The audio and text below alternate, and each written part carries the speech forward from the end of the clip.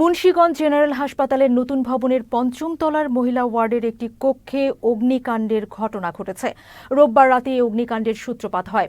খবর পেয়ে ফায়ার সার্ভিসের সদস্যরা ঘটনাস্থলে এসে আগুন নিয়ন্ত্রণের চেষ্টা চালায়। এর আগেই আগুন অনেকটা নিয়ন্ত্রণে চলে আসে।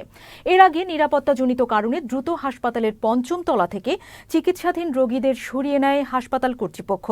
বৈদ্যুতিক শর্ট সার্কিট থেকে আগুনের সূত্রপাত হতে পারে বলে প্রাথমিকভাবে ধারণা করছে ফায়ার সার্ভিস।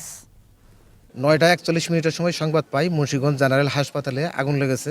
সংবাদ পেয়ে দ্রুত মুন্সিগঞ্জ ফায়ার স্টেশনের দুটি টিম দ্রুত ঘটনাস্থলে এসে পাঁচতলা ভবনের পাঁচতলায় একটি রুমে আগুন লাগে। এখানে 7 জন রোগী ছিল। আমরা প্রত্যেককেই নিরাপদ স্থানে সরিয়ে নিয়েছি এবং আগুন নির্বাপন শেষ। আপাতত কোনো সমস্যা নেই। কী কারণে আগুন লেগেছে এবং কী পরিমাণ ক্ষয়ক্ষতি হয়েছে তদন্ত সাপেক্ষে বলা যাবে।